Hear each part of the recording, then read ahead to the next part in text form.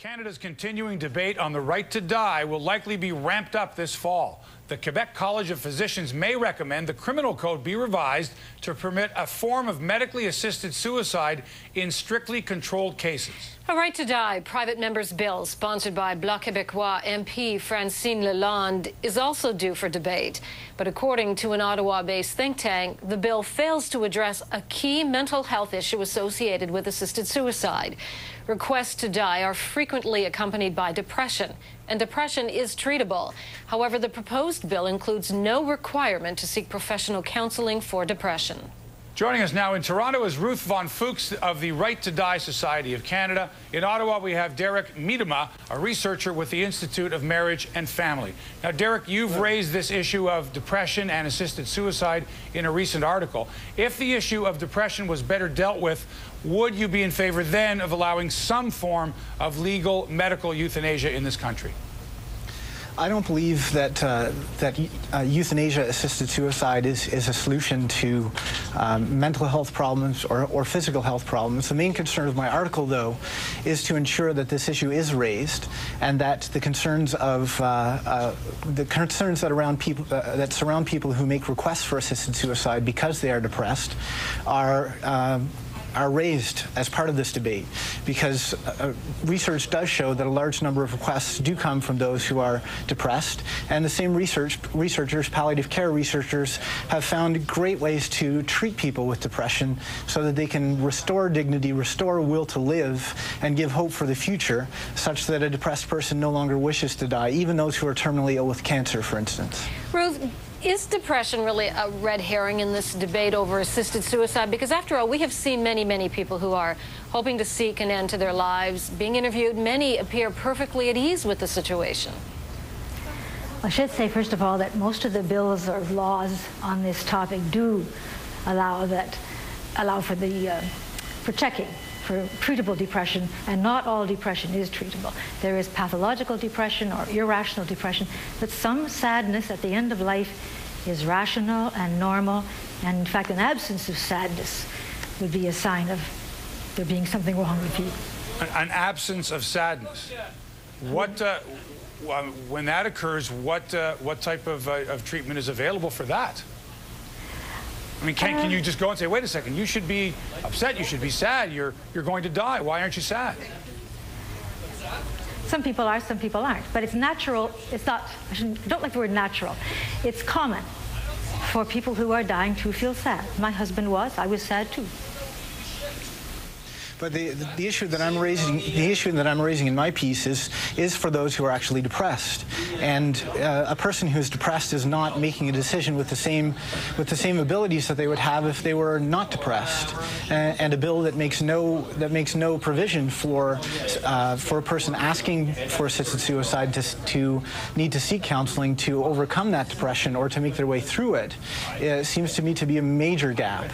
But how? I expect that the phrase appear lucid in Francine's bill is meant to cover that. She's meaning, and that may be a poor translation of the French, I don't know. But I think she means to say of sound mind, and in other words, not suffering from a pathological or irrational depression. How do you determine that, though? That a person is by a psychiatrist. Derek, would you put your faith in a psychiatrist to sign a paper saying this person clearly is not depressed and is able to make this decision on their own? Well, Marcel Tremblay. The issue that I'm raising is not whether a person, is not a question of how many people a person needs to see. It is to raise the reality that there is a whole body of good quality, fine quality, world-class palliative care research that people can undergo treatments. They can seek care at the end of their life. They can seek care that would provide them with comfort and with hope and with peace and with joy, and with increased will to live, that would address physical pain, that would address emotional pain, that would address spiritual pain. So you're saying, regardless of whether the person is clinically depressed, if a person is terminally ill, you still don't believe that they should have the right to end their own life?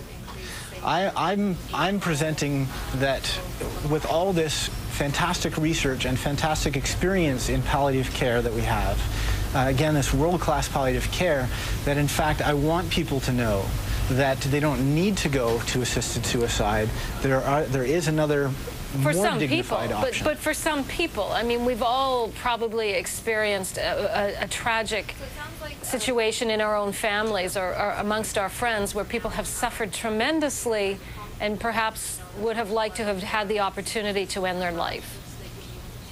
But there are also... Some people is a very important phrase. Some people.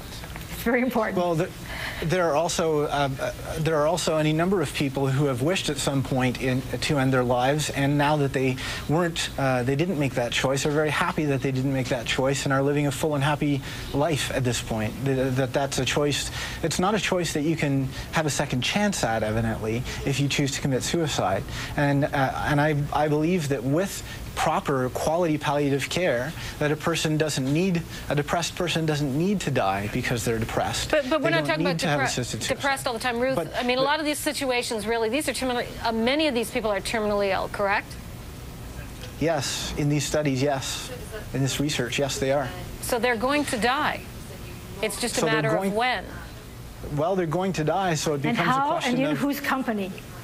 Well, and that's precisely where palliative care can come in as well, because palliative care does not leave a person to die alone, right. And palliative care does not leave a person to die sedated and unaware of their surroundings.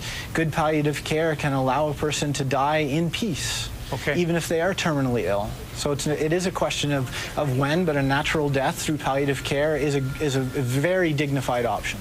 And the debate continues. Thanks so much to our guests today, Ruth von Fuchs and Derek Miedema. We appreciate your time and your expertise on this subject. Thank you very much.